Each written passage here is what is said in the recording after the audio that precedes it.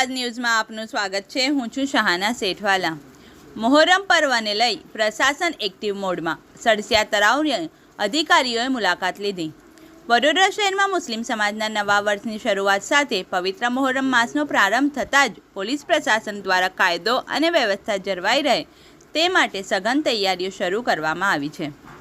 આ અનુસંધાને આજે સળસિયા તળાવ ખાતે જેસીપી ચિરાગ કોટડિયા તથા ડીસીપી ઝોન 4 એન્ડુ મેકવાન સહિત ઉચ્ચ પોલીસ અધિકારીઓએ સ્થળ મુલાકાત લીધી હતી।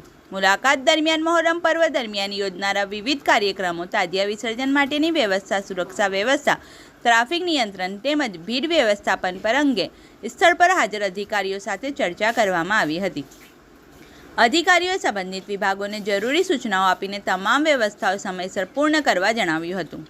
ઉપરાંત સંવેદનશીલ વિસ્તારોમાં સતત પેટ્રોલિંગ, સીસીટીવી મોનિટરિંગ અને પૂરતા પોલીસ બંદોબસ્તની વ્યવસ્થા સુનિશ્ચિત કરવા પણ ભાર મૂકવામાં આવ્યો હતો।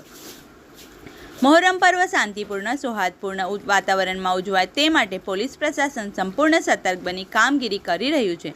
સાથે જ સમાજના આગેવાનો અને નાગરિકોને પોલીસ તંત્રને સહકાર આપવા તથા અફવાઓથી દૂર રહી શાંતિ અને ભાઈચારો જાળવવાની અપીલ કરવામાં આવી છે।